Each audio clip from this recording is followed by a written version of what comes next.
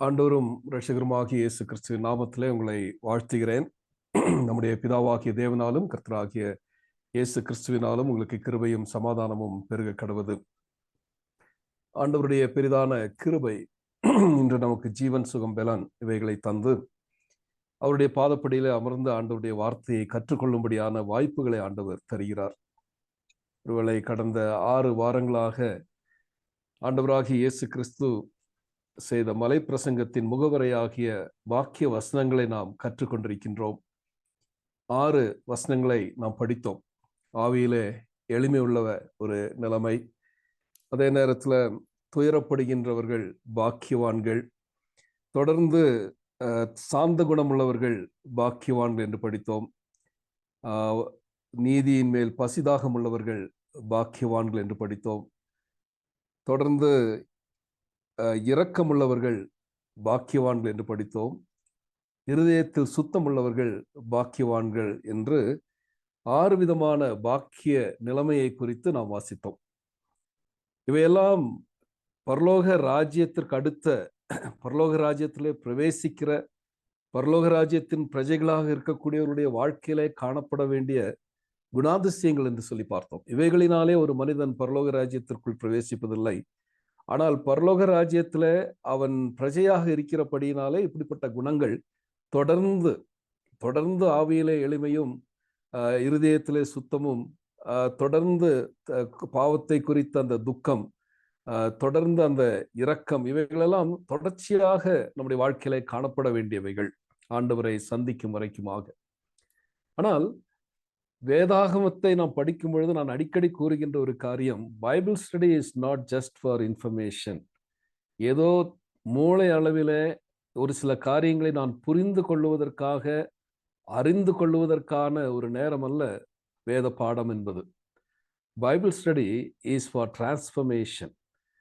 வேத பாடம், வேத ஆராய்ச்சி என்பது நம்மிலே ஒரு மாற்றத்தை கொண்டு வர வேண்டும். நாம் மறுரூபமாக்கப்பட வேண்டும். அவைகள் நடைபெறவில்லை என்று சொன்னால் இந்த 1 மணி நேரம் நாம் இவ்விதமாக அமர்ந்து வேதத்தை கற்றுக்கொள்வதனால பிரயோஜனம் இல்லை. ஒருவேளை நம்முடைய அறிவை நாம் வளர்த்தி கொள்ள முடியும், ஆனால் அது எந்த விதத்திலும் நம்முடைய ஆத்மாவிற்கு பயனற்றதாக போய்விடும். ஆகவே அப்படிப்பட்ட ஒரு நிலைமை வந்துவிடக்கூடாது. ஆகவே இந்த நாம் செலவழிக்கின்ற ஒரு சில நிமிடங்கள், ஆண்டவரே இந்த வார்த்தையின் மூலமாக நீர் என்னிலே என்ன செய்ய சித்தமாக இருக்கிறீர், இந்த வார்த்தையினிலே என்ன விதமான மாற்றத்தை கொண்டு வர நீர் விரும்புகிறீர், அந்த மாற்றத்தை என்னிலே கொண்டு வருவதற்கு என்னை விருப்பமுள்ளவனாக மாற்றும் ஆண்டவரே என்ற ஜெபத்தோடு ஒருவேளை நாம் அமர்ந்திருப்போமே ஆனால் ஆவியானவர் நிச்சயமாக நம்மோடு கூட பேச முடியும். ஆவியானவர் நம்முடைய வாழ்க்கையிலே அவர் விரும்புகின்ற காரியத்தை நிறைவேற்ற முடியும். ஆகவே அந்த ஒரு எதிர்பார்ப்பு நமக்கு அவசியம். ஒருவேளை நீங்கள் இவ்விதமாக நேரமாகவே வந்து நீங்கள் ஆயத்தமாக இருப்பது, நீங்கள் ஆண்டவருடைய வார்த்தையின் மீது வைத்திருக்கிற அந்த வாஞ்சியை வெளிப்படுத்துகிறது. ஆகவே ஆண்டவர்களை தொடர்ந்து ஆசீர்வதிப்பாராக. இவைகளை நம்முடைய வாழ்க்கையில நாம் கற்றுக்கொண்டு அதை பயிற்றுவிக்கக்கூடியவர்களாக மாறுவதற்கு ஆண்டவர் இந்த தியான வேலையை நமக்கு ஆசீர்வாதமாக மாற்றி தருவாராக. இன்றைக்கு 7வது வாக்கிய வசனத்திற்குள்ளாக நாம் கடந்து செல்வோம். மத்தேயு எழுதின சுவிசேஷம் 5வது அதிகாரத்தின் 9வது வசனத்திலே நாம் அதை வாசிக்கிறோம். மத்தேயு 5:9, சமாதானம் பண்ணுகிறவர்கள் பாக்கியவான்கள், அவர்கள் தேவனுடைய புத்திரர் எனப்படுவார்கள்.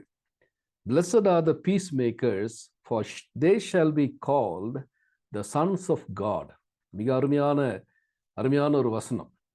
ஒருவேளை இந்த சமாதானம் என்கின்ற அந்த வார்த்தை வேதாகமத்தில் ஆரம்பம் முதல் முடிவு வரைக்கும் எல்லா 66 புத்தகங்களிலும், ஒருவேளை 1 யோவானை தவிர மீது எல்லா புத்தகத்திலும் நாம் இந்த சமாதானம் என்கின்ற வார்த்தையை நாம் பார்க்க முடியும். ஏறக்குறைய 429 முறை கேஜேவி பைபிள்ல 429 முறை இந்த வார்த்தை வருகிறது, சமாதானம் என்கின்ற வார்த்தை. ஆனால் NIV-யில நாம் அதை பார்க்கும் பொழுது மொழிபெயர்ப்பாளர்கள் அதை அந்த சமாதானத்திற்கு வேறு வார்த்தைகளை கொடுத்து ஏறக்குறைய 230 முறை இந்த சமாதானம் என்கின்ற வார்த்தையை நாம் காண முடிகிறது. ஆண்டவராகிய தேவன் சமாதானத்தை விரும்புகிறவர். அவர் இந்த உலகத்தை படைத்த பொழுது சமாதானம் இருந்தது. தூதர்களை படைத்தார். தூதர்களுக்கும் தேவனுக்கும் இடையே சமாதானம் காணப்பட்டது. சிருஷ்டியை உருவாக்கினார், இயற்கையை உருவாக்கினார். அந்த இயற்கை ஆண்டவரோடு கூட சமாதானமாக இருந்தது. அழகான ஒரு பாடலை கேட்டோம். All heavens declared the glory of God. தேவனுடைய மகத்துவத்தை அது வர்ணிக்கக்கூடியவைகளாக சமாதானத்தோடு கூட இருந்தது. தேவன் மனிதனை படைத்தார். மனிதனுக்கும் தேவனுக்கும் இடையே சமாதானம் இருந்தது. எங்கே பிரச்சனை வந்துவிட்டது, எங்கே இந்த சமாதான குலைச்சல் வந்துவிட்டது என்று சொல்லி பார்க்கும் பொழுது, தூதர்களை படைத்த ஆண்டவர், அவர்களிடத்திலே காணப்பட்ட அந்த சமாதானம், அந்த தூதர்களிலே பிரதான தூதன் தன்னை தேவனுக்கு மேலாக தன்னை வைத்துக் கொள்ள வேண்டும் என்று சொல்லி ஆசைப்பட்டான். தேவனுடைய ஆதிக்கத்திற்கீழாக இருப்பதை வெறுத்து தேவனுக்கு எதிராக அவன் செயல்படும் பொழுது, செயல்பட அவன் துணிந்த பொழுது, தேவன் அவனையும் அவனோடு கூட இருந்த அவனுடைய சக தூதர்களையும் கீழே தள்ளிவிட்டார். அங்கே தேவனுக்கும் அந்த தூதர் எல்லாருக்கும் அல்ல, அந்த குறிப்பிட்ட தூதர் கூட்டத்திற்கும் இடையே சமாதான முறிவு வந்ததை நாம் பார்க்கிறோம். அந்த சமாதான முறிவை ஏற்படுத்தி அதை தேவனுக்கு விரோதமாக மாறிவிட்ட சாத்தான் மனிதன் தேவனோடு கூட சமாதானமாய் இருப்பதை வெறுக்க ஆரம்பித்தான். எப்படியாகலும் இவருடைய சமாதானத்தை குலைத்து விட வேண்டும் என்பதற்காக அவன் ஆண்டவர் படைத்த அந்த மனிதனை தேவனிடத்திலிருந்து பிரிக்கும்படியாக, தேவனுக்கு விரோதமாக அவன் செயலாற்றும்படியாக அவனுக்கு சோதனையை கொண்டு வருவதை நாம் பார்க்கிறோம். நடந்தது என்ன? ஆண்டவர் மனிதனுக்கு கொடுத்த அந்த கட்டளையை, ஒரே ஒரு கட்டளையை கொடுத்தார். தோட்டத்தின் நடுவில் இருக்கின்ற விருட்சத்தை நீ புசிக்க கூடாது என்கின்ற அந்த தேவ கட்டளையை அவன் சந்தேகிக்கும்படியான சந்தேகத்தை சாத்தானுடைய மனதிலே கொண்டு வந்தான். ஜீவன் உள்ளதும் என்றென்றும் மாறாததும் உண்மையுமான அந்த தேவனுடைய வசனத்தை சந்தேகித்து தீமையானதும் பொய்யானதும் மரணத்துக்கு எதுவுமான சாத்தானுடைய வார்த்தையை அவன் நம்பினான். அங்கே அந்த சந்தேகம் சமாதானத்தை குலைத்தது. Doubt broke the peace. அங்கே அவனுக்கு அந்த சந்தேகத்தினாலே சமாதானத்தை அவன் இழந்தான். அதன் விளைவாக அவனுடைய வாழ்க்கையிலே வந்தது பயம். தேவனுடைய சமூகத்திலே, தேவனை சந்திப்பதிலே அவனுடைய உள்ளத்திலே ஒரு பயம் ஏற்பட்டது. தேவ சன்னதியிலிருந்து தன்னை எப்படி தான் தேவனை சந்திக்க முடியும் என்கின்ற அந்த பயத்தினாலே அவன் என்ன செய்கிறான்? தேவனுக்கு பயந்தவனாக காணப்படுகிறான். அங்கே நாம் பார்க்கின்ற ஒரு காரியம், பயம் சமாதானத்தை இழக்க செய்தது. The fear broke the peace. Doubt broke the peace. Fear broke the peace. எல்லாவற்றுக்கும் விளைவாக வருகின்ற பாவம் சமாதானத்தை இழக்க செய்தது. இந்த பாவம் மனிதனை தேவனிடத்திலிருந்து பிரிக்கின்றது என்பதை ஆதி பிதாக்களுடைய வாழ்க்கையிலே பார்க்கிறோம். எங்கே தேவனுடைய வார்த்தையை சந்தேகித்து அவன் தேவனை சந்திப்பதிலே அவன் பயந்து தன்னை ஒழித்து கொள்வதை நாம் பார்க்கிறோம். தேவனுடைய சமூகத்திலே அவன் வர முடியாதபடி அவன் செய்த பாவம் அவனை தடுத்து விட்டபடியினாலே அவன் தன்னை ஒழித்து கொள்கிறான். அப்படியானால் இந்த பாவம் என்று ஆதாமும் ஏவாளும் தேவனுக்கு விரோதமாக சாத்தானுடைய வார்த்தைக்கு அவர்கள் முக்கியத்துவத்தை கொடுத்து தேவனுடைய வார்த்தையை சந்தேகித்து தேவனுடைய வார்த்தைக்கு கீழ்ப்படியாமல் போனார்களோ, அன்று முதல் மனு குலம் முழுவதுமே தேவனோடு கூட கலகம் செய்கிறவர்களாக காணப்பட்டார்கள். They have been in war with God ever since Adam and Eve sinned against God. ஆதாம் ஏவாள் மூலமாக உருவாக்கப்பட்ட மனித குலம் தேவனோடு கூட போர் புரிகிறவர்களாக, கலகம் செய்கிறவர்களாக அவர்கள் காணப்பட்டார்கள். அங்கே தேவனுக்கும் மனிதனுக்கும் இடையே ஒரு விரோதம், ஒரு பகைமை காணப்பட்டது.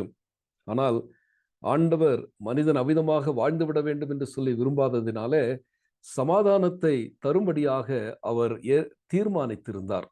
அவருடைய திட்டத்துல மனிதன் இவ்விதமாக தேவனை விட்டு பிரிந்து வாழ வேண்டும் என்பதற்காக தேவன் மனிதனை உருவாக்காததினாலே மனிதன் தேவனோடு கூட அந்த உறவிலே அவன் தொடர்ந்து வாழ வேண்டும் என்பதற்காக அந்த சமாதானத்திற்கான திட்டத்தை ஆண்டவர் தெளிவாக ஏதேன் தோட்டத்திலே தீட்டினதை நாம் பார்க்கிறோம். ஒருவேளை ஒரு விசுவாசியினுடைய ஆவிக்குரிய போராயுதங்களை குறித்து நாம் படித்த பொழுது அந்த சமாதானத்தின் சுவிசேஷத்திற்குரிய ஆயத்தம் என்னும் பாதரட்சியை கால்களிலே தொடுத்து கொள்ளுங்கள் என்கின்ற அந்த பகுதியை நாம் படிக்கும் பொழுது இதை மிக விரிவாக நாம் படித்தோம். ஒருவேளை அதிலே நீங்கள் பங்கு பெற்றவர்கள் ஒருவேளை அதை நீங்கள் சிந்தித்து பார்க்க முடியும். அப்படியானால் இந்த தேவனுடைய இந்த திட்டத்துல மேசியாவாக தன்னுடைய சொந்த குமாரனை இந்த உலகத்திற்கு அனுப்புவதற்காக அதன் நிமித்தமாக இழந்து போன அந்த சமாதானத்தை, அந்த உறவை திரும்ப பெற்றுக்கொள்வதற்காக அவர் தீட்டின அந்த திட்டத்துல அவர் அனுப்பின குமாரன் சமாதானத்தின் பிரபுவாக காணப்பட்டார். ஏசாயா தீர்க்கதரிசி அவருடைய பிறப்பை குறித்து முன்னறிவித்த பொழுது ஏசாயா 9வது அதிகாரத்தின் 4 to 6 வரைக்குமான வசனங்களிலே அவரை குறித்த அருமையான ஒரு சில பெயர்களை குறிப்பிடுகிறார். அவர் ஆலோசனை கர்த்தர், அவர் அதிசயமானவர் என்றெல்லாம் சொல்லி அவருக்கு கொடுக்கின்ற அருமையான ஒரு பெயர் சமாதான பிரபு எனப்படுவார் என்பது. இந்த சமாதான பிரபு அவரை இந்த உலகத்திற்கு அனுப்புகிறார். ஆகவேதான் ஆண்டவராகிய இயேசு கிறிஸ்து பிறந்த பொழுது தேவதூதர்கள் வானத்திலே தோன்றி ஆண்டவரை துதித்து பாடினார்கள். அந்த பாடல் வரிகள் லூக்கா 2வது அதிகாரத்தின் 14வது வசனத்திலே வாசிக்கிறோம். உன்னதத்தில் இருக்கிற தேவனுக்கு மகிமையும் பூமியிலே சமாதானமும் மனுஷர் மேல் பிரியமும் உண்டாவதாக என்று சொல்லி தேவனை துதித்தார்கள் என்று சொல்லி பார்க்கிறோம். அப்படியானால் அவருடைய பிறப்பு கொண்டு வருகின்ற செய்தி பூமியிலே சமாதானம், மனிதர் மேல் தேவனுக்கு இருக்கின்ற பிரியம், அது தேவனுக்கு மகிமையை கொண்டு வரக்கூடியதாக இருக்கிறது. அப்படியானால் ஆண்டவராகிய இயேசு கிறிஸ்து இந்த உலகத்திலே பிறந்து அவர் செய்த ஊழியம் என்ன ஊழியம் என்று சொல்லி பார்க்கும் பொழுது இந்த ஒப்புரவாக்குதலின் ஊழியம், சமாதானத்தின் ஊழியத்தை அவர் செய்தார். எவ்விதமாக இதை கூறுகிறேன்?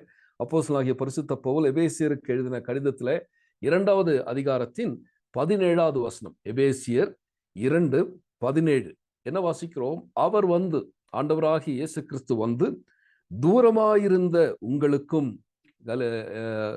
அந்த புறஜாதியாராகிய உங்களுக்கும் சமீபமாயிருந்த அவர்களுக்கும், யூத மக்கள் தேவனால் தெரிந்து கொள்ளப்பட்டவர்கள், தேவனுக்கு சமீபமானவர்கள். அப்படியானால் அவர் வந்து தூரமாயிருந்த உங்களுக்கும் சமீபமாயிருந்த அவர்களுக்கும் சமாதானத்தை சுவிசேஷமாக அறிவித்தார். அதுதான் அவருடைய சுவிசேஷம். சமாதானத்தை அவர் அறிவித்தார். அது அவருடைய ஊழியம். அப்படியானால் இந்த ஊழியத்தை நிறைவேற்றி சிலுவையிலே அதை நிறைவேற்றுவதற்காக இந்த சமாதானத்தின் பூரணத்துவத்தை சிலுவையிலே அவர் நிறைவேற்றுவதற்கு முன்பாக தன்னுடைய சீஷர்களை பார்த்தவர் கூறின ஒரு காரியமும், உங்களுக்கு சமாதானத்தை வைத்து போகிறேன். யோவான் 14வது அதிகாரம் 27 to 31 வரைக்குமான வசனங்கள். யோவான் 17, 27 to 31. சமாதானத்தை உங்களுக்கு வைத்து போகிறேன், என்னுடைய சமாதானத்தையே உங்களுக்கு கொடுக்கிறேன். அப்படியானால் இந்த உலகம் தருகின்ற விதமான சமாதானத்தை கொடுப்பதற்காக நான் இங்கே வரவில்லை. நான் வந்து என்னுடைய சமாதானத்தை உங்களுக்கு கொடுக்கிறேன். தொடர்ந்து ஆண்டவராகிய இயேசு கிறிஸ்து அவர் சிலுவையிலே மரிப்பார் என்பதற்கான தீர்க்க தரிசனத்தை உரைத்த ஏசாயா தீர்க்கதரிசி அவர் கூறும்பொழுது கூறுகிறார். ஏசாயா 53வது அதிகாரத்தின் 5வது வசனம். ஏசாயா 53:5. அங்கே என்ன வாசிக்கிறோம்? நம்முடைய மீறுதலின் நிமித்தம் அவர் காயப்பட்டு, நம்முடைய அக்கிரமங்களின் நிமித்தம் அவர் நொறுக்கப்பட்டு, கவனியுங்கள், நமக்கு சமாதானத்தை உண்டு பண்ணும் ஆக்கினை, சமாதானத்தை உண்டு பண்ணும் தண்டனை அவர் மேல் வந்தது, அவர் தழும்புகளால் குணமாகிறோம். அப்படியானால் ஆண்டவருடைய மரணம் இந்த சமாதானத்திற்கான தண்டனையை தன் மீது சுமந்து கொள்ளுகின்ற ஒரு மிகப்பெரிய ஒரு காரியத்தை அவர் அங்கே செய்தார் என்று செய்ய போகிறார் என்று சொல்லி ஏசாயா தீர்க்கதரிசி தீர்க்க தரிசனமாக உரைத்தார். அதை அவர் நிறைவேற்றினார். சிலுவையிலே நிறைவேற்றி முடித்து தன்னுடைய சீஷர்களை அவர் சந்திக்கின்றார்.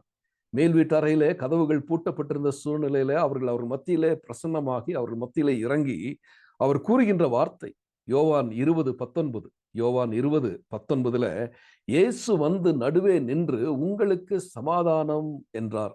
உங்களுக்கு சமாதானம் என்றார். அப்படியானால் ஆண்டவருடைய வருகை, அவருடைய பிறப்பு, அவருடைய ஊழியம், அவருடைய மரணம், அவருடைய உயிர்த்தெழுதல் இவை எல்லாமே சமாதானத்தை மையமாக கொண்டிருந்தது என்று சொன்னால் அது மிகையாகாது. இந்த சமாதானத்திற்காகவே சமாதான பிரபு ஆகிய கிறிஸ்து இந்த உலகத்திலே வந்தார் என்பதை நாம் அடிப்படையாக புரிந்து கொள்ள வேண்டும். ஏதோ ஆண்டவரை ஏற்றுக்கொண்டேன், கிறிஸ்தவனாக கிறிஸ்தவளாக வாழ்ந்து கொண்டிருக்கிறேன், இதுவல்ல, உண்மையாகவே இந்த சமாதானம் என்கின்ற அந்த அந்த அந்த அந்த அந்த அனுபவம் நம்முடைய வாழ்க்கையில இல்லை என்று சொன்னால், ஒருவேளை நம்முடைய கிறிஸ்தவத்திலே அர்த்தமற்ற ஒன்றாய் நாம் வாழ்ந்து கொண்டிருக்கிறோம் என்றுதான் நாம் புரிந்து கொள்ள வேண்டும்.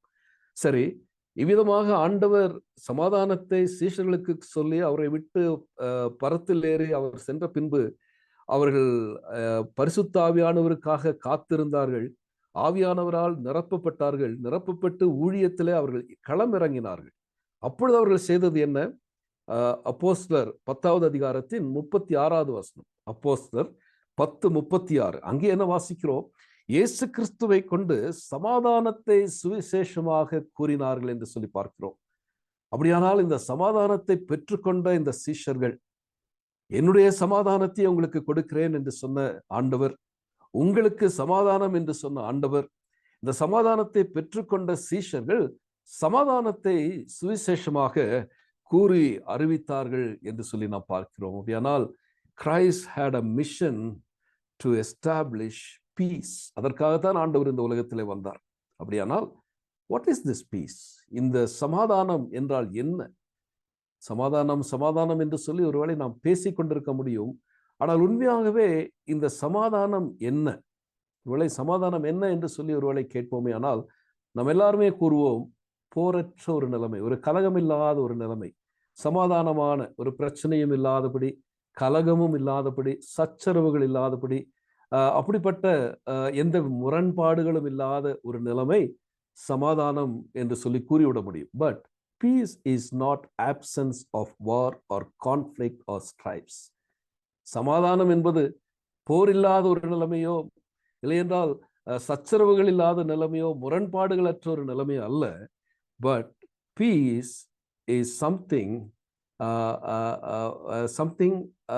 has internal, அதாவது வெளிப்பிரகாரமான ஒரு காரியங்களை பார்த்து இவைகள் இல்லாததினாலே சமாதானம் என்று சொல்லுவது அல்ல. மற்றபடி உள்ளான விதத்திலே காணப்பட வேண்டிய ஒரு குணம். That is, peace is the internal tranquility. மன அமைதியான ஒரு நிலைமை. ஒருவேளை இதை நாம் நன்றாக புரிந்து கொள்ள வேண்டும் என்று சொன்னால், இந்த சமாதானத்தோடு கூட இணைந்த பல காரியங்கள் உண்டு. இவைகள் தான் சமாதானம். யாக்கோபு அதை மிக தெளிவாக விளக்குகிறார். யாக்கோபு தன்னுடைய நிருபத்திலே 3வது அதிகாரத்தில் 17 - 18 வரைக்குமான வசனங்கள். யாக்கோபு 3:17-18. அதில் என்ன வாசிக்கிறோம்? பரத்திலிருந்து வருகின்ற ஞானத்தை குறித்து அவர் அங்கே எழுதுகிறார். அங்கே எழுதும் பொழுது அவர் என்ன கூறுகிறார்? பரத்திலிருந்து வருகிற ஞானமோ முதலாவது சுத்தமுள்ளதாயும், பின்பு சமாதானமும் சாந்தமும் இணக்கமுள்ளதாயும், இரக்கத்தாலும் நற்கனிகளினாலும் நிறைந்ததாயும், பட்சபாதம் இல்லாததாயும், மாயமற்றதுமாய் இருக்கிறது என்று சொல்லி அடுத்த வசனத்தில் அவர் குறிப்பிடுகின்ற காரியம் மிக முக்கியமானது. நீதியாகிய கனியானது. இந்த நீதி என்பது அந்த ரைச்சஸ்னஸ் என்று சொல்கிறோமே, அந்த நீதியானது மேலே குறிப்பிட்ட அந்த குணாதிசயங்களினுடைய வெளிப்பாடு. சாந்தம், இணக்கம், இரக்கம், நற்கனிகள், பட்சபாதம் இல்லாமை, மாயமற்றது, மாயமில்லாத நிலைமை, இவைகளெல்லாம் நீதியாகிய கனி. இந்த நீதியாகிய கனியானது சமாதானத்தை நடப்பிக்கிறவர்களாலே சமாதானத்திலே விதைக்கப்படுகிறது. அருமையான ஒரு வசனம். The fruit of righteousness is sown in peace by those who make peace. அதுதான் இந்த வாக்கிய வசனம். சமாதானம் பண்ணுகிறவர்கள். இந்த சமாதானம் பண்ணுகிறவர்கள் அவர்கள் என்ன செய்கிறார்களாம்? அந்த சமாதானத்தை அவர்கள் விதைக்கிறார்கள். அந்த சமாதானத்தை அவர்கள் விதைப்பதினாலே வருவது நீதியின் கனி, ஃப்ரூட் ஆஃப் ரைச்சஸ்னஸ். அப்போ நாம் எப்படி புரிந்து கொள்கிறோம்? இந்த சமாதானத்தை எப்படி புரிந்து கொள்கிறோம்? பரத்திலிருந்து வருகிற ஞானம் பரிசுத்தத்தின் மூலம் சமாதானத்திற்கு அது வழிவகுக்கிறது. அதே நேரத்தில் முதலாவது சுத்தம், பின்பு சமாதானம். இந்த சுத்தம் என்பது நாம் சுத்திகரிக்கப்படுகிறோம். பரிசுத்த ஆவியினாலே நாம் ஆண்டவருடைய சமூகத்திலே நம்முடைய பாவங்களை அறிக்கை செய்யும் பொழுது அவருடைய இரத்தத்தினாலே நாம் சுத்திகரிக்கப்படுகிறோம். அதன் விளைவாக நமக்கு சமாதானம் கிடைக்கிறது. அதே நேரத்தில் இந்த சமாதானம் சுத்தத்தை தருகிறபடினாலே, சுத்தமும் சமாதானமும் ஒன்றோடு ஒன்று இணைந்தது. அதை நாம் பிரிக்க முடியாது. சமாதானத்தை பெற்றுக்கொண்ட ஒரு மனிதனுடைய வாழ்க்கையிலே பரிசுத்தம் காணப்படும். இதுதான் சமாதானம். அதே நேரத்துல சமாதானத்தை பெற்றுக்கொண்ட ஒரு மனிதனுடைய வாழ்க்கையில நீதி காணப்படும்.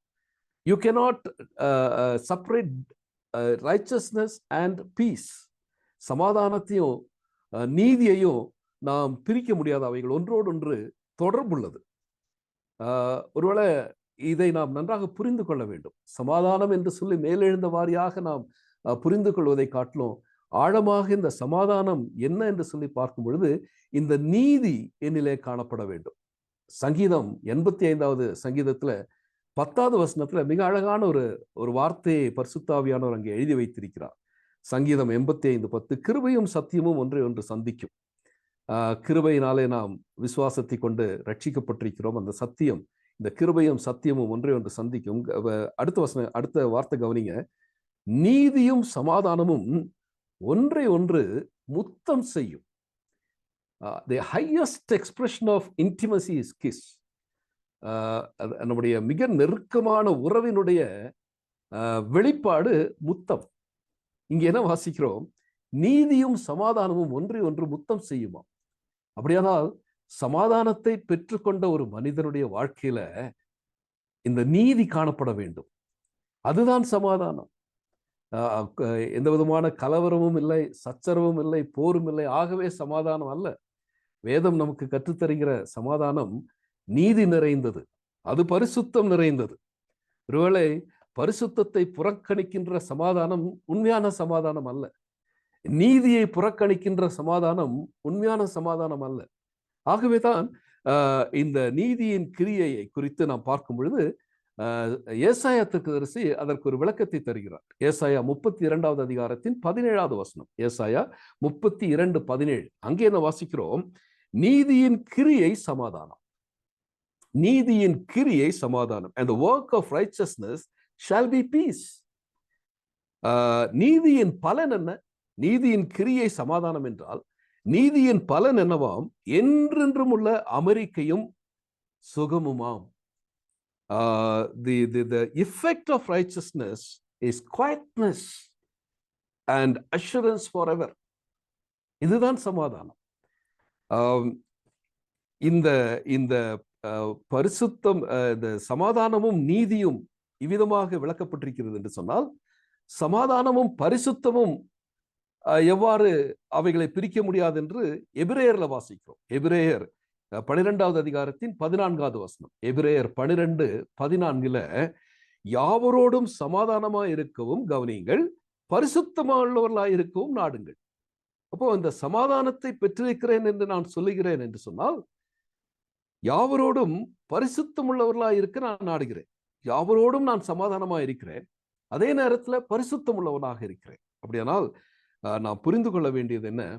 இந்த சமாதானம் என்பது நீதியோடும் பரிசுத்தத்தோடும் இணைந்து இருக்க வேண்டும். ஒரு விதமாக கூறினார், you cannot divorce peace and righteousness. You cannot divorce peace and purity. அப்படியானால் இந்த ராத்திரி வேளையில நம்மை நாமே கேட்டுக்கொள்ள வேண்டிய ஒரு கேள்வி, இந்த சமாதானத்தை என்னுடைய உள்ளத்திலே நான் பெற்றிருக்கிறேனா என்பதுதான். இந்த சமாதானத்தை நான் இவ்விதமாக புரிந்திருக்கிறேனா என்பதுதான். அப்படியானால் இந்த சமாதானத்தை எப்படி நான் புரிந்து கொள்கிறேன்? சமாதானத்தை நான் பெற்றிருக்கிறேன் என்று சொல்லுகிற என்னுடைய வாழ்க்கையில கசப்புகள் காணப்படக்கூடாது, பழிவாங்குதல் காணப்படக்கூடாது, விரோதங்கள் காணப்படக்கூடாது, மற்றவர்களை புண்படுத்துகின்ற செயல்கள் காணப்படக்கூடாது. இவைகளெல்லாம் சமாதானத்தை பெற்றிருக்கிறேன் என்கின்ற என்னுடைய வாழ்க்கையில இடம்பெறக்கூடாதவைகள். bitterness, hatred, vengeance, conflicts, முரண்பாடுகள், இவைகள் ஒன்றும் இருக்கக்கூடாது. அதற்கு பதிலாக எவைகள் காணப்பட வேண்டுமாம்? அந்த யாக்கோபில நாம் படிக்கிறபடி சாந்தம் காணப்பட வேண்டும், இணக்கம், ஒருவரோடு ஒருவர் இணக்கம் காணப்பட வேண்டும், இரக்கம் காணப்பட வேண்டும், நற்கனிகள் காணப்பட வேண்டும், பட்சபாதம் இல்லாமை, பார்ஷியாலிட்டி. இது குடும்பங்களிலே நாம் பார்க்கிறோம். பட்சபாதம் இல்லை என்றால் நம்முடைய நண்பர்களிடத்திலே நாம் பார்க்கிறோம், ஏன் திருச்சபைகளிலும் பார்க்கிறோம். பட்சபாதம். சமாதானத்தை கூறுகிறோம், ஆனால் அங்கே பட்சபாதம், மாயமற்ற நிலைமை, ஹிப்போக்ரசி, இவைகள் ஒன்றும் காணப்படாத ஒரு நிலைமை இதுதான் சமாதானம் எனப்படுவது. அப்படியானால் இந்த சமாதானத்தினுடைய தடை என்ன என்று சொல்லி பார்க்கும் பொழுது பாவம். அதுல எந்த விதமான காம்ப்ரமைஸும் கிடையாது. எங்கே பாவம் இருக்கிறதோ அங்கே சமாதானம் இருக்க முடியாது. ஆகவே இந்த பாவம் இருக்கிற இடத்துல தூய்மை இருக்காது, பாவம் இருக்கிற இடத்துல நீதி இருக்காது, பாவம் இருக்கிற இடத்துல சத்தியம் இருக்காது. ஆகவே இந்த பாவத்தை நான் மேற்கொள்ள வேண்டும் என்று சொன்னால் அது என்னால முடியாது. என்னுடைய சுய பலத்தினாலே இந்த பாவத்தை நான் மேற்கொண்டு சமாதானத்திற்கு விரோதமாக இருக்கிற இந்த பாவத்தை நான் எதிர்கொள்ள முடியாது. என்னுடைய சுய பலத்தினால மேற்கொள்ள முடியாது. ஆகவேதான் இந்த சமாதானத்திற்கான அந்த அந்த சோர்ஸ் என்று சொல்கிறோமே, எங்கே இருந்து இந்த சமாதானத்தினுடைய ஆதாரம் என்ன, எங்கே இருந்து இந்த சமாதானத்தை நான் பெற்றுக்கொள்ள முடியும், இதை நான் புரிந்து கொள்ள வேண்டும். இந்த சமாதானம் ஆண்டவரிடத்திலிருந்து மட்டும்தான் பெற்றுக்கொள்ள முடியும். ஆண்டவர் தான் எனக்கு சமாதானம், அவர்தான் என்னுடைய சமாதானம். எபேசியர் 2வது அதிகாரத்தின் 14வது வசனத்துல, எபேசியர் 2:14 பவுல் விதமாக கூறுகிறார், அவரே நம்முடைய சமாதான காரணராகி என்று சொல்லி. He himself is our peace. ஆண்டவர் தான் சமாதான காரணர். ஆகவேதான் ரோமர் 15:33 சமாதானத்தின் தேவன் உங்கள் அனைவரோடும் கூட இருப்பாராக. Peace of God, the God of peace, மன்னிக்கவும், காட் ஆஃப் பீஸ், சமாதானத்தின் தேவன். 2 தெசலோனிக்கேயர் 3:3 சமாதானத்தின் கர்த்தர், the lord of peace, the lord of peace. அப்படியானால் இந்த சமாதானம் என்பது திரித்துவ தெய்வத்தினுடைய ஒரு குணம். திரித்துவ தெய்வம், God the Father, God the Son and God the Holy Spirit, he imputes the peace to us. இந்த சமாதானத்தை நமக்கு அவர் கொடுக்கின்றார். பிலிப்பியர் 4:7 தேவனுடைய சமாதானம் என்று சொல்லி வாசிக்கிறோம். Peace of God. ஏற்கனவே பார்த்த வசனம் யோவான் 14:27 ஆண்டவர் சொல்கிறார், என்னுடைய சமாதானம், the peace of God the Son, peace of God the Son, குமாரனாகிய இயேசு கிறிஸ்துவினுடைய சமாதானம். கலாத்தியர் 5:22 ஆவியின் கனியை அவர் குறிப்பிடும் பொழுது பரிசுத்த ஆவியானவருடைய கனியாகிய சமாதானம். That is the gift of the Holy Spirit. That is the peace of the Holy Spirit. அப்படியானால் இந்த தேவன் தான் நம்முடைய சோர்ஸ் ஆஃப் பீஸ். அவர் இல்லாதபடி இந்த சமாதானத்தை நாம் பெற்றுக்கொள்ள முடியாது. அப்படியானால் இந்த சமாதானத்தை எவ்விதமாக ஒரு மனிதன் பெற்றுக்கொள்ள முடியும்? ஏனென்றால் இந்த பாக்கிய வசனங்கள் எல்லாமே கர்த்தருடைய ராஜ்யத்தை சார்ந்திருக்கிறது. மனம் திரும்புங்கள், பரலோக ராஜ்யம் சமீபத்திருக்கிறது என்ற அந்த போதனையோடு கூட தொடர்ந்து வருகின்ற மலைப்பிரசங்கத்தை தான் நாம் படித்துக் கொண்டிருக்கிறோம்.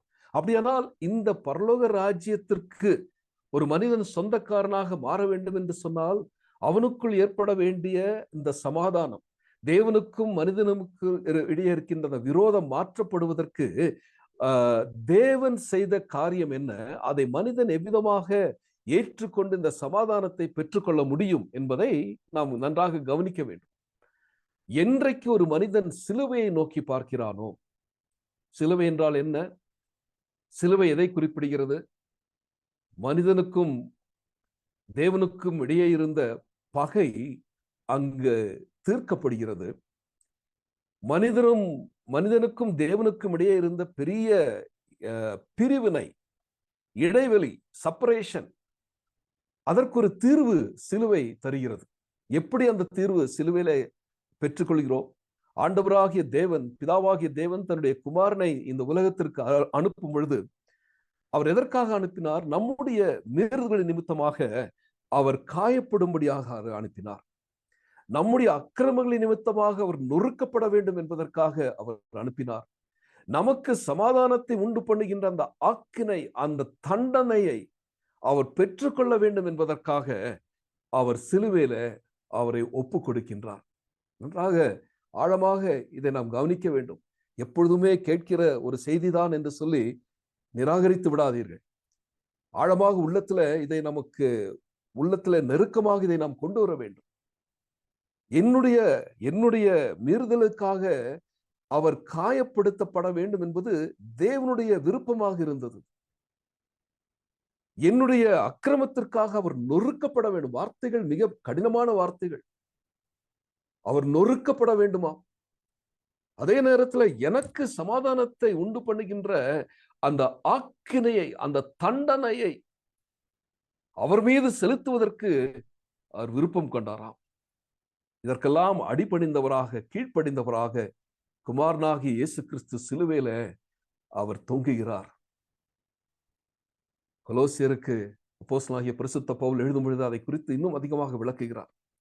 இந்த இந்த இந்த இந்த சிலுவையில அவர் மரித்ததனுடைய அந்த பாதிப்பு என்ன என்பதை குறித்து கொலோசியர் 1:20 அவர் கூறும்பொழுது கூறுகிறார். கொலோசியர் 1:20 அவர் சிலுவையில் சிந்தின இரத்தத்தினாலே சமாதானத்தை உண்டாக்கி. அருமையானவர்களே, நானும் நீங்களும் இன்று தேவனோடு கூட சமாதானம் பெற்றவர்களாய் இந்த இடத்திலே அமர்ந்திருந்து ஆண்டவருடைய வார்த்தையை கற்றுக்கொண்டிருக்கிறோம் என்று சொன்னால், Christ has to pay a big price.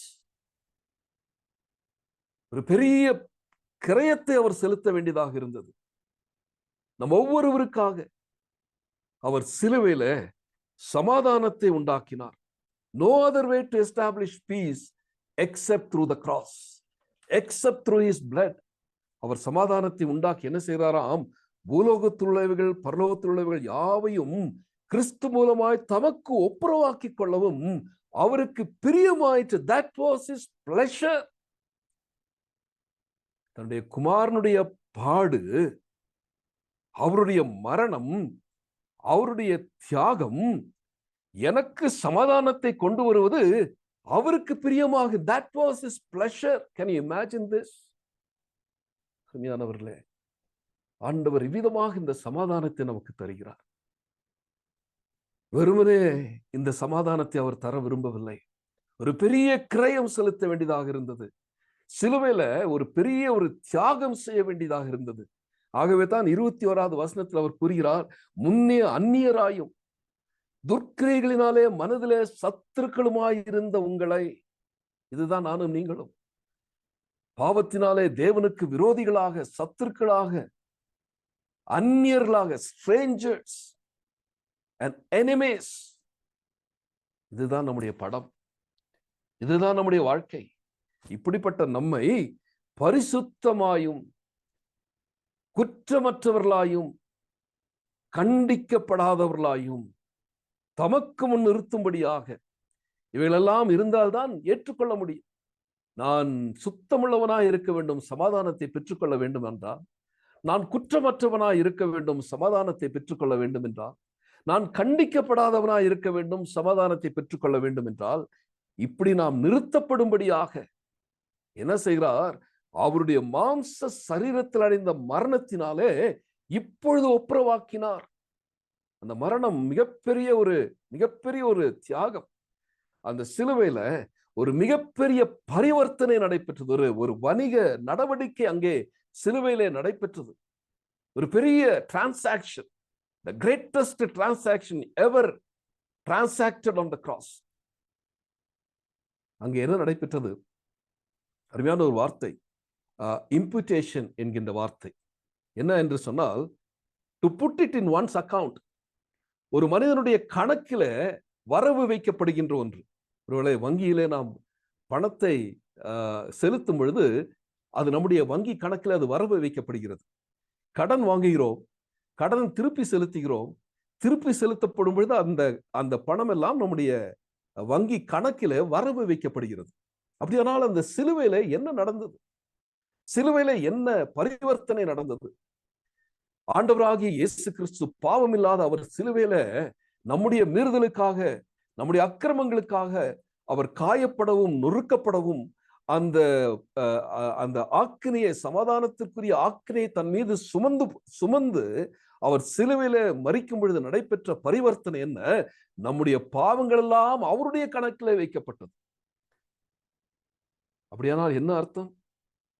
நம்முடைய பாவங்களை எல்லாம் அவர் செய்தார் என்று சொல்லி அவர் மீது அந்த கணக்கு வைக்கப்பட்டது. As if Christ has actually committed all our sins. நம் பாவங்கள் எல்லாவற்றையும் கிறிஸ்துவானவர் செய்தார் என்று சொல்லி நம்முடைய பாவங்கள் எல்லாம் அவருடைய கணக்கில வைக்கப்பட்டு விட்டதாம். இப்படி இதை நான் ஏற்றுக்கொள்ளும் பொழுது, இந்த சிலுவையை ஒரு மனிதன் நோக்கி பார்க்கும் பொழுது, we find there in the cross Christ declared peace. He hasn't declared war at cross. சிலுவையில அவர் ஒரு போரை பிரகடனம் செய்யவில்லை, மாறாக சிலுவையில அவர் சமாதானத்தை பிரகடனம் செய்தார். அப்போ ரோமர் 5வது அதிகாரத்தின் 1வது வசனத்துல பவுல் இவ்விதமாக கூறுகிறார். ரோமர் 5:1, இவ்விதமாக நாம் விசுவாசத்தினாலே நீதிமான்களாக்கப்பட்டிருக்கிறபடியால், கவனியுங்கள், நீதிமான்களாக்கப்பட்டிருக்கிறபடினால் நம்முடைய கர்த்தராகிய இயேசு கிறிஸ்து மூலமாய் தேவனிடத்தில் சமாதானத்தை பெற்றிருக்கிறோம். இங்கேயும் கவனிங்க, சமாதானமும் நீதியும் பிரிக்க முடியாதவைகள். நாம் விசுவாசத்தினாலே நீதிமான்களாக்கப்பட்டிருக்கிறோம், நம்முடைய கர்த்தராகிய இயேசு கிறிஸ்து மூலமாய் தேவனிடத்தில் சமாதானம் பெற்றிருக்கிறோம் என்று சொன்னால், இங்கேயும் ஒரு பரிவர்த்தனை. என்ன பரிவர்த்தனை? ஆண்டவராகிய இயேசு கிறிஸ்துவின் மீது நமது பாவங்கள் எல்லாம் கணக்கிடப்பட்டு, நம் பாவங்கள் எல்லாம் அவர் செய்தார் என்பதற்காக அவருக்கு தண்டனை சிலுவிலே கொடுக்கப்பட்டதனுடைய விளைவு சமாதானத்தை நமக்கு தருகிறார். அதே நேரத்துல கிறிஸ்துவனுடைய நீதியை நம்முடைய கணக்கிலே தேவன் வைக்கிறார்.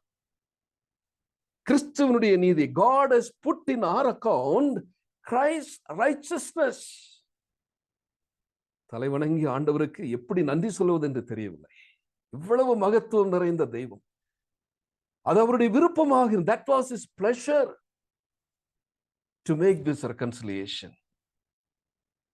இந்த ஒப்புரவாக்குதலை அவர் தந்ததினாலே தான் 2 கொரிந்தியர் 5:21 அழகான ஒரு வசனத்தை நாம் வாசிக்கிறோம்.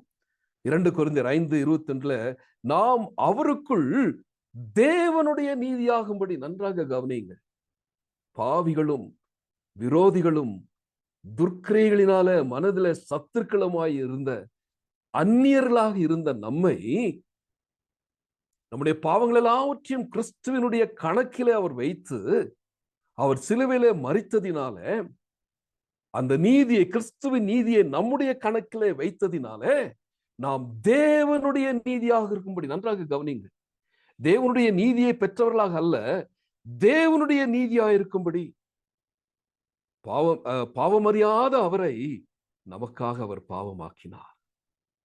இதுதான் சமாதானம், இதுதான் சமாதானம். இவ்வளவு பெரிய சமாதானத்தை எவ்விதமாக ஆண்டவர் இலவசமாக நமக்கு தருகிறார்.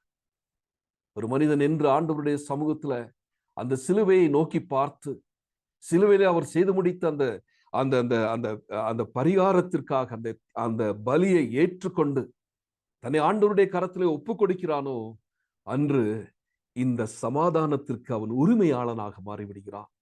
He receives the judicial peace. ஏற்கனவே இதை குறித்து உங்களுக்கு சொல்லி இருக்கிறேன். நியாயமான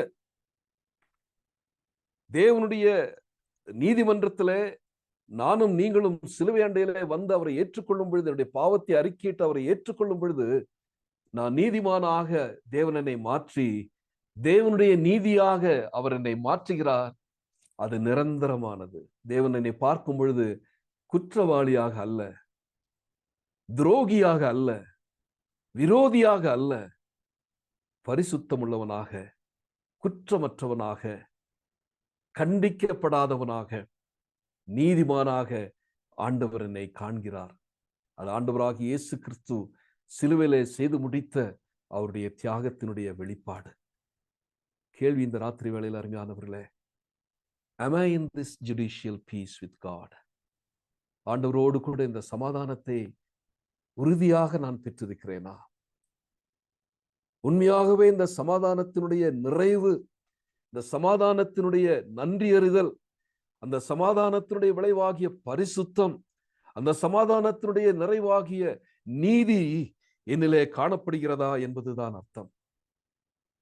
அப்படியானால் ஆண்டவராகிய இயேசு கிறிஸ்து இந்த பாக்கிய வசனத்திலே இதை கூறுகிறார் என்று சொன்னால், முன்பே கூறப்பட்ட 6 பாக்கிய வசனங்களினுடைய அடிப்படையிலே தான் இந்த 7வது பாக்கிய வசனத்தை நானும் நீங்களும் பெற்றுக்கொள்ள முடியும். முதலாவது, இந்த ஆவியிலே நான் எளிமையுள்ளவனாய் காணப்பட வேண்டும். என்னுடைய ஆவிக்குரிய வாழ்வின் வறுமையை உணர்ந்தவனாக, என்னுடைய ஆவிக்குரிய வாழ்வின் திவால் தன்மையை உணர்ந்தவனாக அவருடைய சமூகத்திலே நான் வருகிறேன்.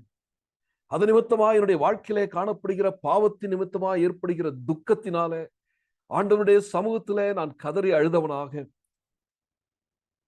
ஆண்டவருடைய சமூகத்திலே இந்த பாவத்தின் நிமித்தமாக வருகின்ற துக்கத்தினாலே தேவனுக்கு முன்பாக சாந்தம் உள்ளவனாக, ஆண்டவருடைய நீதியின் முன்பாக நான் சாந்தம் உள்ளவனாக, இருமாப்புள்ளவனாக அல்ல, சாந்தம் உள்ளவனாக, அந்த நீதியின் மீது பசிதாகம் உள்ளவனாக ஆண்டவருடைய சமூகத்திலே நான் காத்திருக்கும் பொழுது, அவருடைய சமூகத்திலே வரும் பொழுது அவருடைய இரக்கத்தை நான் பெற்றுக்கொள்கிறேன்.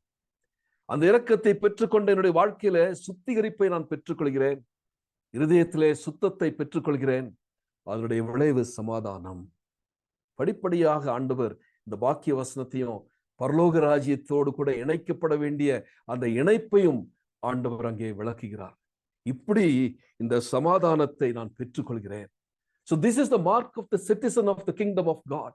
ஆண்டவருடைய ராஜ்யத்தினுடைய பிரஜையினுடைய ஒரு அடிப்படை குணம் சமாதானம். No more I am an enemy with God. No more I am an alien with God. தேவனுக்கு அந்நியனாக அல்ல, தேவனுக்கு விரோதியாக அல்ல, அவரோடு கூட சமாதானத்தை பெற்றுக்கொள்கிறேன். அப்படியானால் இந்த சமாதானம் என்கின்ற இந்த வார்த்தை கிரேக்க மொழியில ஐரின் என்கின்ற வார்த்தை, EIRENE, ஐரின். அதே நேரத்தில் எபிரேய மொழியில ஷாலோம் என்கின்றது இதனுடைய இந்த எபிரேய மொழியிலுடைய சமாதானத்தினுடைய வார்த்தை. இதனுடைய அர்த்தம் என்ன? God's highest good for man. God's highest good for man.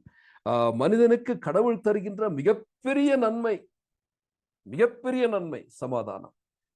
அப்படியானால் இந்த சமாதானத்தை, இந்த ஜுடிஷியல் பீஸ் என்று சொல்லுகிற நியாயமான நிரந்தரமான தேவனுடைய சமூகத்திலே தேவனுடைய நீதியாக மாற்றப்பட்டிருக்கின்ற சமாதானத்தை பெற்றுக்கொண்ட நாம் எக்ஸ்பீரியன்ஷியல் பீஸ் நமக்கு அவசியம். இந்த சமாதானத்தை என்னுடைய வாழ்க்கையிலே நடைமுறைப்படுத்த வேண்டும். ஆகவேதான் சமாதானம் பண்ணுகிறவர்கள் பாக்கியவான்கள் என்று சொல்லி ஆண்டவர் கூறுகிறார். இந்த சமாதானத்தை பெறாதவனாக நான் சமாதானம் பண்ண முடியாது. இந்த சமாதானத்தை நான் பெற்றுக்கொள்ளும் பொழுது நடைபெறுவது என்ன?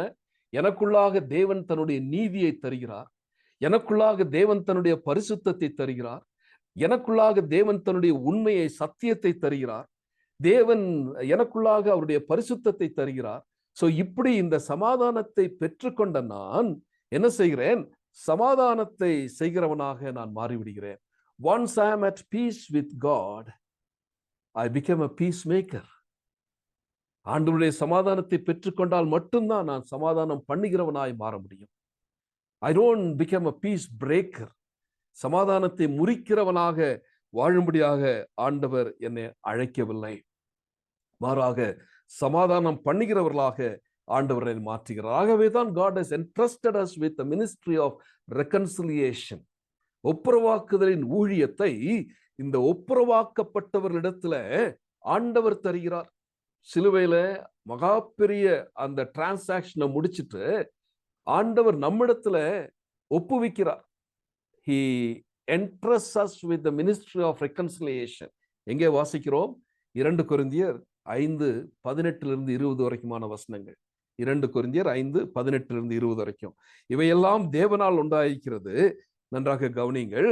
பிதாவானவர் இயேசு கிறிஸ்துவை கொண்டு, அவர் மூலமாகத்தான், அவர் இல்லாதபடி வேறு ஒன்றுமில்லை, அவரை கொண்டு நம்மை தம்மோடு ஒப்புரவாக்கி ஒப்புரவாக்குதலின் ஊழியத்தை எங்களுக்கு ஒப்பு கொடுத்தார். இங்கே அமர்ந்திருக்கிற நம்ம எல்லாருக்கும் ஆண்டவர் இந்த ஒப்புரவாக்குதலின் ஊழியத்தை தந்திருக்கிறார். அதுதான் நாம் செய்ய வேண்டிய கடமை. That is the responsibility. While the judicial peace is our privilege, our responsibility is to be the ministers of the reconciliation. இந்த ஒப்புரவாக்குதலின் ஊழியத்தை ஆண்டவர் நமக்கு தரும் பொழுது அந்த ஒப்புரவாக்குதலின் ஊழியக்காரர்களாக ஆண்டவர் நம்மை மாற்ற விரும்புகிறார். இந்த ஒப்புரவாக்குதலின் ஊழியத்தை தந்த ஆண்டவர் ஒப்புரவாக்குதலின் உபதேசத்தையும் நமக்கு தந்திருக்கின்றார். 19வது வசனத்துல வாசிக்கிறோம், ஒப்புரவாக்குதலின் உபதேசத்தை எங்களிடத்திலே ஒப்பு கொடுத்தார். Committed to us the message of reconciliation. அருமையானவர்களே, மெசஞ்சர்ஸ் ஆஃப் குட் நியூஸ் என்கின்ற அருமையான இந்த அமைப்பின் கீழ் நாம் எல்லாரும் கொண்டு வரப்பட்டிருக்கிறோம். மெசஞ்சர்ஸ் ஆஃப் குட் நியூஸ் என்கின்ற இந்த அமைப்பின் கீழ் ஆண்டவருடைய வார்த்தையை கற்றுக்கொண்டிருக்கின்றோம். So what is this messengers of good news? They are nothing but the messengers of peace, the messengers of reconciliation. That is the good news. விரோதியாயிருந்த ஒருவனை சமாதானத்திற்கு நேராக வழி நடத்துவதுதான் மெசஞ்சர்ஸ் ஆஃப் குட் நியூஸ் உடைய பணி. அதைதான் ஆண்டவர் பல கோணங்களில நிறைவேற்றி கொண்டிருக்கின்றார். அப்படியானால் இதில் நாம் பங்கு பெற்றுக் கொண்டிருக்கின்றோம். ஏறக்குறைய 29 பேர் நாம் ஸ்கிரீன்ல பார்க்கிறோம். நம்முடைய பொறுப்பு என்ன? We are committed with the message of reconciliation to fulfill the ministry of reconciliation. அதற்காக தான் ஆண்டவர் நம்மை அழைத்திருக்கிறார். ஆகவே இந்த மெசேஜ் ஆஃப் ரெக்கன்சிலியேஷன் என்ன, இந்த ஒப்புரவாக்குதலின் உபதேசம் என்ன? அதே வசனத்தை படிச்சு பார்த்தீங்கன்னா தெரியும். தேவன் உலகத்தாருடைய பாவங்களை எண்ணாமல் கிறிஸ்துவுக்குள் அவர்களை தமக்கு ஒப்புரவாக்கினார். இதுதான் மெசேஜ். இதுதான் simple. But are we afraid of spreading this message? Don't be afraid, because there is power in the message. இந்த செய்தியில வல்லமை உண்டு. ஏனென்றால் இது கிறிஸ்து சிலுவையில அவர் செய்து முடித்த தியாகத்தின் நிமித்தமாக, அவர் சிந்தின இரத்தத்தினுடைய வல்லமையின் மிகுதியினால, அவரை கிறிஸ்துவை மரித்தோரிலிருந்து உயிர்த்தெழும்பின அந்த வல்லமையை பெற்றவர்களாக தான் இந்த செய்தியை நாம் சொல்ல போகிறோம்.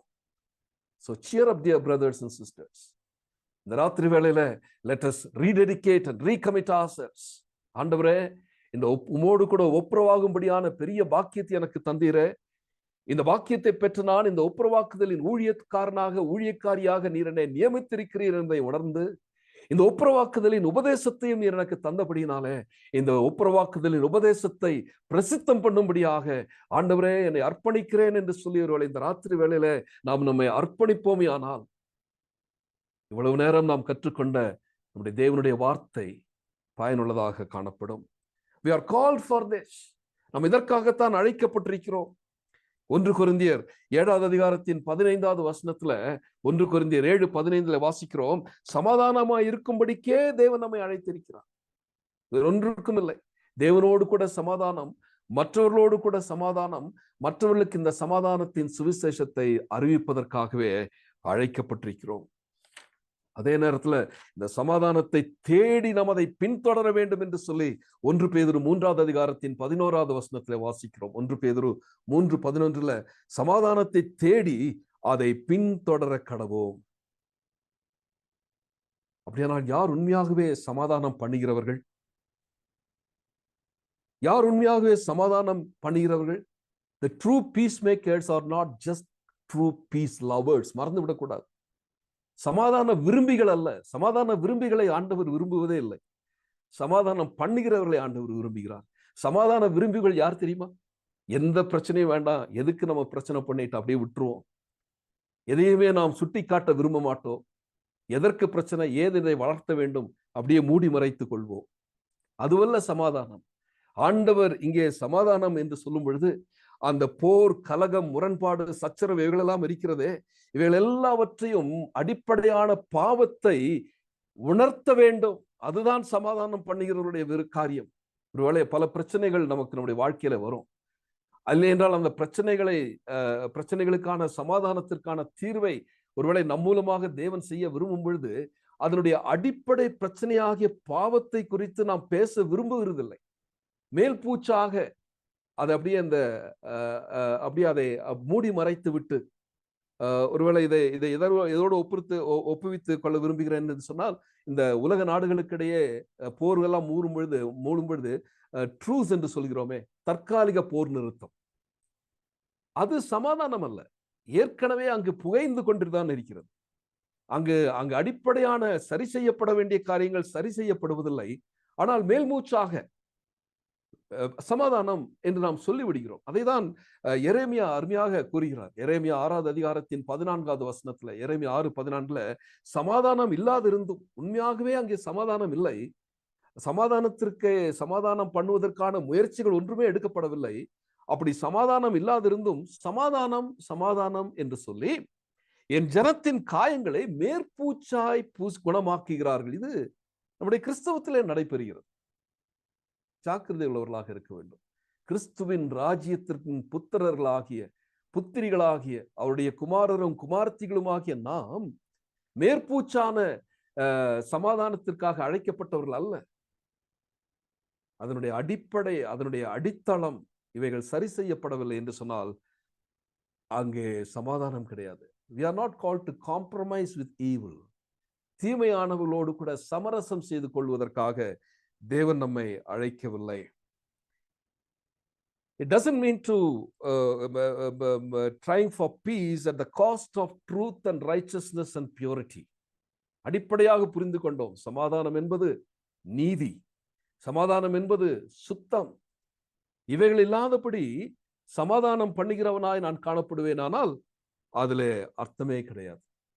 ஆகவே இதைதான் ஆண்டவர் விரும்புகிறார். முதலாவது நான் தேவனோடு கூட சமாதானம் பெற்றுக்கொள்ள வேண்டும். அந்த பரலோக ராஜ்யத்திற்கு நான் சொந்தக்காரனாக மாறுவதற்கு இந்த தேவனோடு கூட ஒப்புரவாகவில்லை என்று சொன்னால் நான் தேவனுடைய ராஜ்யத்துல நான் பங்காளியாக இருக்க முடியாது. இப்படி இந்த சமாதானத்தை பெற்றுக்கொண்ட நான் சமாதானம் பண்ணுகிறவனாய் மாற வேண்டும். Because God has entrusted me with the ministry of reconciliation and the message of reconciliation. எல்லாவற்றையும் அவர் செய்து முடித்து நம்முடைய கரங்களிலே தந்திருக்கின்றார். இப்படி நான் செய்யும் பொழுது அதனுடைய விளைவு சமாதானம் பண்ணுகிறவர்கள் பாக்கியவான்கள், அவர்கள் தேவனுடைய புத்திரர் எனப்படுவார்கள். I don't become sons of God because I am a peacemaker. நன்றாக புரிந்து கொள்ளுங்கள். நான் சமாதானம் பண்ணுவதினாலே நான் தேவனுடைய பிள்ளையாக மாறுவதில்லை. But I am a peacemaker because I am a son of God. நான் தேவனுடைய பிள்ளையா இருப்பதினாலே தான் சமாதானம் பண்ணுகிறேன். இந்த உலகத்தில் அநேகர் சமாதானத்திற்காக முயற்சி செய்கிறார்கள். இப்பொழுதும் இஸ்ரேல் காசாவுக்கு இடையே நடைபெறுகிற அந்த பெரிய போரில் அநேக நாடுகள் சமாதானத்திற்காக வருகிறார்கள். ஆனால் அதுவல்ல சமாதானம்.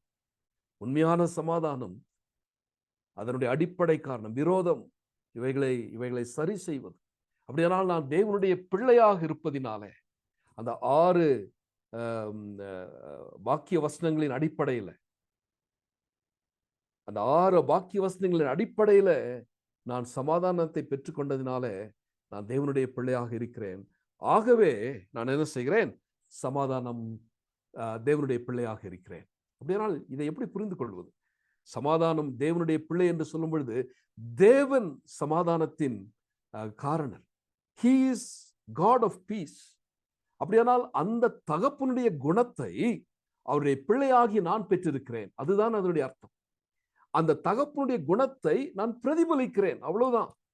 இதற்காக நாம் பெரிதாக நாம் கஷ்டப்பட்டு காரியத்தை நாம் புரிந்து கொள்ள வேண்டும் என்ற அவசியமே கிடையாது. என்று நான் தேவனோடு கூட சமாதானத்தை பெற்றுக்கொண்டு விட்டேனோ, என்று தேவன் சமாதானத்தின் தேவன் எனக்குள்ளாக வாசம் பண்ணுகிறாரோ, என்று தேவனுடைய சமாதானத்தை என்னுடைய உள்ளத்திலே நான் பெற்றுக்கொள்கிறேனோ, அன்று நான் இந்த சமாதானத்தின் தெய்வத்தை பிரதிபலிக்கிறேன். அது அவருடைய விருப்பமாயிருந்தது என்று சொல்லி நாம் வாசித்தோமே. It was God's pleasure to reconcile man with God.